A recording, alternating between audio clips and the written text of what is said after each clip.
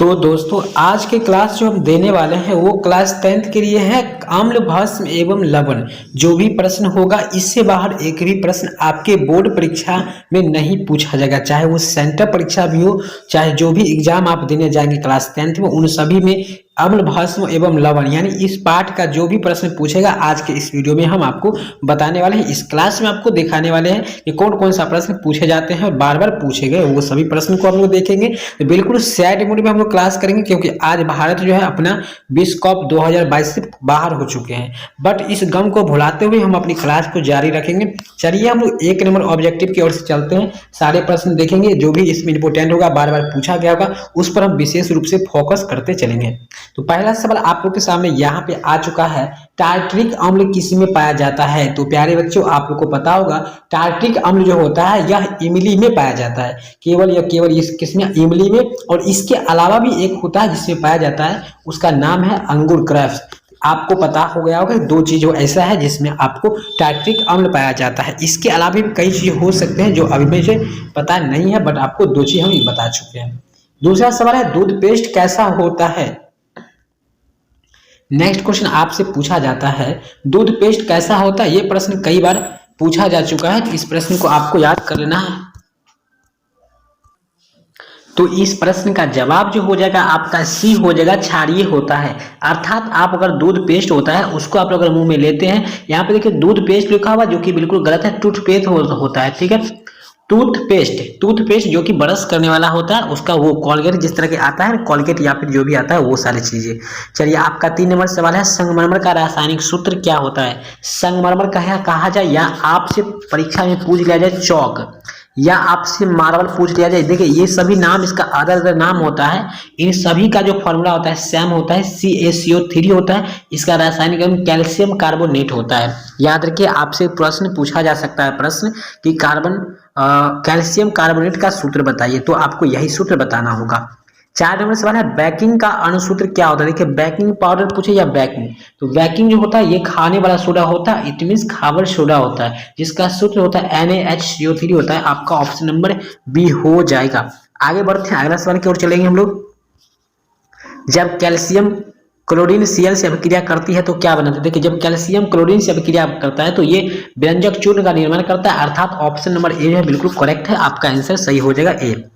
आगे है आपका हमारा शरीर पीएच के कितने पास के कार्य करते हैं, यानी पीएच के कितने प्रयास पर कार्य करता है। तो हमारे शरीर जो है पीएच कितने पर काम करता है, इसके बारे में हम लोग जानेंगे। अगर आप देखिए आप लोग को बता दें, अगर सवाल के जवाब आपको पता है, पहले से जानते हैं, तो आप हमें कमेंट करके जरूर बताएं। ये नहीं है कि हम आपको यहाँ पे बताएं तभी आपको बताना है। तो यहाँ पर हो जाएगा 7.0 से 7.8 के बीच, right answer option number B जो है बिल्कुल करेक्ट हो जाएगा। 7 नंबर सवाल है धोबिया सोडा का रासायनिक सूत्र क्या होता है। हमने पहले भी बताए थे, एक होता है खाबर सोडा, एक होता है धोवन सोडा। तो यहाँ पे है धोवन सोडा, यानी धोबिया सोडा मतलब धोवन सोडा का सूत्र जो होता है Na2CO3 × 10H2 होता है। डेकाहाइड्रेट इसको पढ़ते हैं 10H2O को, सोडियम कार्बोनेट डेकाहाइड्रेट पढ़ते हैं, इसका केमिकल नेम यानी रासायनिक नेम। अगला सवाल है 8 नंबर अमोनियम क्लोराइड का जलीय विलयन कैसा होता है। तो भाई यहाँ पे याद रखिएगा अमोनियम क्लोराइड का जलीय विलयन जो होता है ये होता है आपका अम्लीय होते हैं, अम्लीय। अमोनियम क्लोराइड NH4Cl इसका जो होता है क्या होता है, अम्लीय होता है। देखिए जब भी यहाँ पे ये अमोनिया है और यहाँ पे अधातु आ गया है, ये क्लोराइड हो जा अम्लीय हो जाएगा, जो भी अधात्विक होगा, ठीक है। 9 नंबर सवाल है तनु HCl का पीएच मान क्या होता है। भाई याद रखिएगा HCl मतलब होता है हाइड्रोक्लोरिक अम्ल, जो कि हम लोग के आमाशय में पेट में पाया जाता है। इसका पीएच प्लस जो होता है वो होता है आपका 1 होता है, बट यहाँ पर आंसर 1 नहीं है तो आप यहाँ पे 0 लगा सकते हैं। चलिए राइट आंसर आपका 0 हो जाएगा।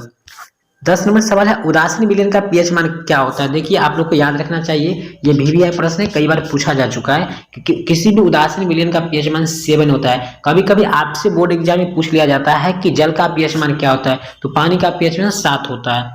अगला सवाल है नमक का रासायनिक सूत्र क्या होता है। भाई नमक का रासायनिक सूत्र क्या होता है। नमक जो होता है इसका रासायनिक सूत्र होता है NaCl, इंग्लिश में इसको कहते हैं साल्ट, लवण इसको हम लोग कह सकते हैं, ठीक है। तो NaCl जहां पे भी ऑप्शन आपको मार देना है, बिल्कुल इजी है। क्रैश कोर्स का हम लोग ये कई तीसरा क्लास है, तो आप लोग आसानी से कीजिए।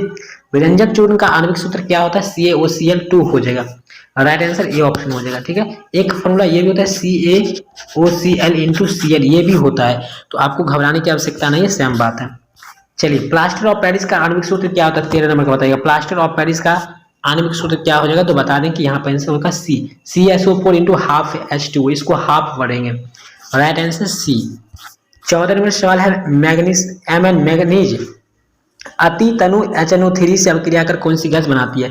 ये आपका जो है ये गंधक अम्ल है, ठीक है, ये आपका गंधक अम्ल है, इस चीज को आपको याद रखना होगा, ठीक है। और इसका फॉर्मूला जो हो जाएगा मतलब हो जाएगा ये कौन सा गैस निकलती है, तो ये हाइड्रोजन गैस निकलती है, ठीक है। कोई भी अम्ल जो है धातु से अभिक्रिया करता है तो वो हाइड्रोजन गैस ही बनाता है, राइट आंसर सी। 15 नंबर निम्नलिखित में कौन क्षारक है। देखिए क्षारक कौन है, मतलब कि जिसका स्वाद कड़वा होना चाहिए और जिसका पीएच मान 7 से ऊपर होना चाहिए, तो वो हो जाएगा आपका जैरन होगा, जिंक ऑक्साइड हो जाएगा, जो कि क्या है क्षारक है। द्विधर्मी ऑक्साइड ये भी होता है। सोडियम कार्बोनेट का अनुसूत्र क्या होता है। देखिए सोडियम कार्बोनेट पूछा गया है, यानी वाशिंग सोडा के अंतर्गत जो भी आता था वो सभी हो जाएगा, तो आपका आंसर सी होगा Na2CO3, वाशिंग सोडा में आता था यानी धोवन सोडा के अंतर्गत, राइट आंसर सी हो जाता है।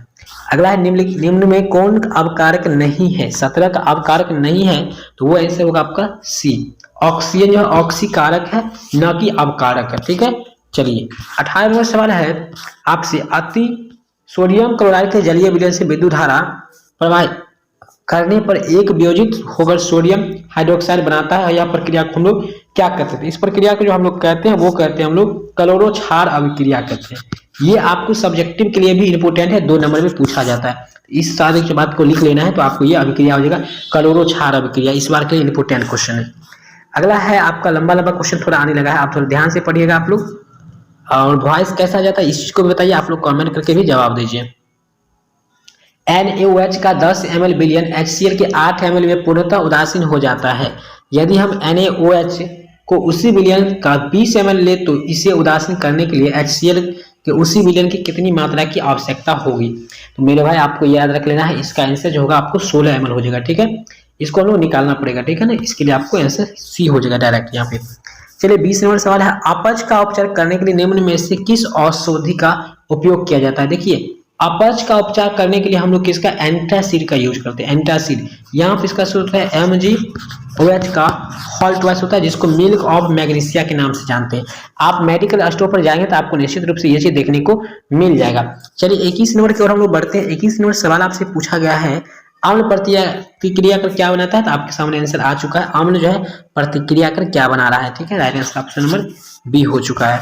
चलिए 22 नंबर सवाल आपसे, कार्बन डाइऑक्साइड गैस जल में घुलकर कौन सा अम्ल बनाता है। देखिए कार्बन डाइऑक्साइड है जब जल में घुलेगा तो ये कौन सा गैस बनाएगा, ठीक है, तो कुछ भी नहीं है। जब कार्बन डाइऑक्साइड CO2 है और इसको जब हम H2O से कराएंगे अभिक्रिया तो ये कार्बोनिल का निर्माण करता है, अर्थात कार्बोनिक अम्ल का निर्माण करता है, ठीक है, right answer option number A हो जाएगा। 23 नंबर CaOCl2 यौगिक का प्रचलित नाम क्या है, तो आपको बताए थे विरंजक चूर्ण, ऊपर या इसको ब्लीचिंग पाउडर इंग्लिश में कहते हैं, बी आंसर हो जाएगा विरंजक चूर्ण। नेक्स्ट क्वेश्चन यहाँ पर है 24 नंबर, सिल्वर क्लोराइड AgCl का रंग कैसा होता है। AgCl का रंग कैसा होता है, AgCl का रंग श्वेत होता है, अर्थात सफेद होता है, ठीक है, उजला होता है, फिर कर दीजिए उजला। चलिए नीला तथा तुतिया का रासायनिक फॉर्मूला क्या होता है, कई बार प्रश्न आपके एग्जाम में पूछा गया है, इसलिए आपको याद रखना है। तो इसका सूत्र जो होता है वो होता है COSO4 इंटू 5H2 होता है, बी ऑप्शन हो जाएगा यहाँ पे। चलिए 26 नंबर है, निम्नांकित में कौन लवण है। देखिए यहाँ पे कौन लवण है बता दीजिएगा 26 का, तो 26 का जो आंसर होगा वो हो जाएगा सी, K2SO4 जो है यह एक लवण है, अर्थात ये एक साल्ट है, ठीक है, इसको आपको याद रखना है। चलिए आगे बढ़ते हैं।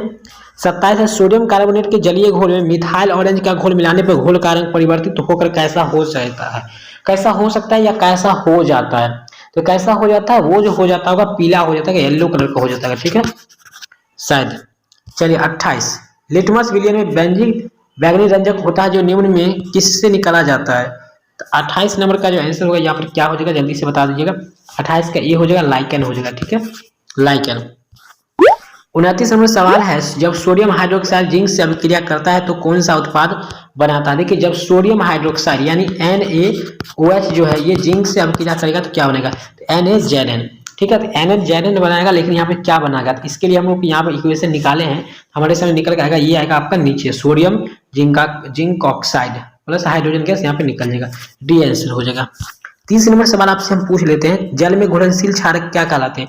जल में घुलनशील क्षारक जो होता है वो क्षार कहलाता है। ठीक है, इस तरह से हमने 30 तक बता चुके हैं। आगे भी आप प्रश्न पढ़ सकते हैं, बिल्कुल आसान है। सभी को पढ़ने के लिए आपको कुछ नहीं करना है, गूगल पे जाकर के इस बात को सर्च कर लेना है, बस आप यहाँ पे पहुंच जाएंगे क्लास 10th में जाने के बाद। मिलते हैं नेक्स्ट टाइम, तब तक के लिए जय हिंद।